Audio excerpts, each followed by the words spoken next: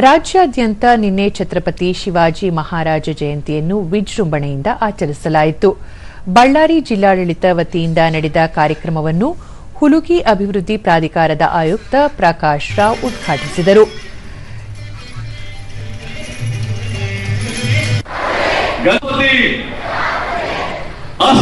ಪ್ರತಾಪ ಪುರಂದರ ಯೋಗಿರಾಜ ಜಿಲ್ಲಾಡಳಿತ ಶ್ರೀ ಎಂ ಶಿವಾಜಿರಾವ್ ನಿವೃತ್ತ ಶಾಖಾ ಅಧೀಕ್ಷಕರು ಪೊಲೀಸ್ ಇಲಾಖೆ.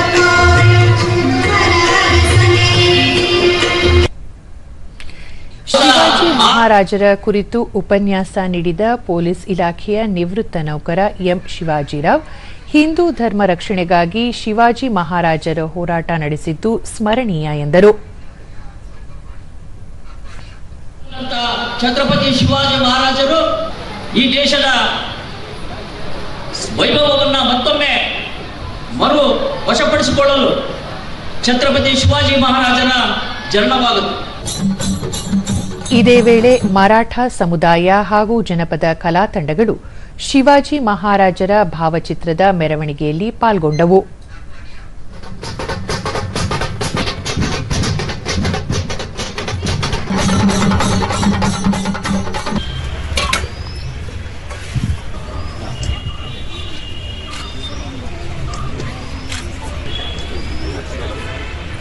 ಬೆಳಗಾವಿ ನಗರದಲ್ಲೂ ಜಿಲ್ಲಾಡಳಿತ, ಕನ್ನಡ ಮತ್ತು ಸಂಸ್ಕೃತಿ ಇಲಾಖೆ ಹಾಗೂ ಮಹಾನಗರ ಪಾಲಿಕೆ ಆಶ್ರಯದಲ್ಲಿ ಶಿವಾಜಿ ಜಯಂತಿ ಉತ್ಸವ ಸಂಭ್ರಮದಿಂದ ಜರುಗಿತು.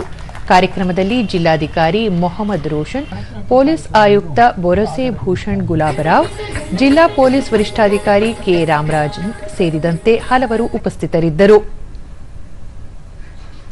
ಸಾಹಿತಿ ಸಿಕೆ ಜೋರಾಪುರ, ಧರ್ಮ ರಕ್ಷಕರಾಗಿ ಶಿವಾಜಿ ಮಹಾರಾಜರ ಸಾಧನೆ ಅಪಾರ ಎಂದು ಮೆಚ್ಚುಗೆ ವ್ಯಕ್ತಪಡಿಸಿದರು. ಕೊಂಕಣ ಪ್ರದೇಶದ ಕಲ್ಯಾಣ, ಜಾವಳ ಈ ಕೋಟೆಗಳನ್ನೆಲ್ಲ ಅವರು ವಶಪಡಿಸಿಕೊಡ್ತಾರೆ. ನೋಡಿ ಬಂಧುಗಳೇ, ಶಿವಾಜಿ ಮಹಾರಾಜರು ಯುಗ ಪುರುಷರು. ಅವರು ಯುಗ ಪುರುಷ, ಧರ್ಮ ರಕ್ಷಣೆಗಾಗಿ ಯುಗ ಪುರುಷರು.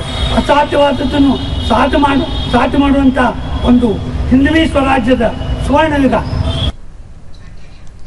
ಕನ್ನಡ ಮತ್ತು ಸಂಸ್ಕೃತಿ ಇಲಾಖೆ ಉಪನಿರ್ದೇಶಕಿ ವಿದ್ಯಾವತಿ ಭಜಂತ್ರಿ, ಶಿವಾಜಿ ಮಹಾರಾಜರು ಧಾರ್ಮಿಕ, ರಾಜಕೀಯ ಮತ್ತು ಆರ್ಥಿಕವಾಗಿ ದೂರದೃಷ್ಟಿಯುಳ್ಳ ನಾಯಕರಾಗಿದ್ದರು ಎಂದು ಬಣ್ಣಿಸಿದರು.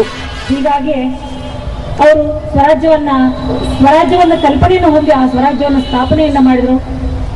ತಮ್ಮ ವಿರೋಧಿಗಳನ್ನ ಎದುರಿಸಲಿಕ್ಕೆ ಗೆರಿಲ್ಲಾ ಮಾದರಿ ಯುದ್ಧವನ್ನು ಅಳವಡಿಸಿದರು.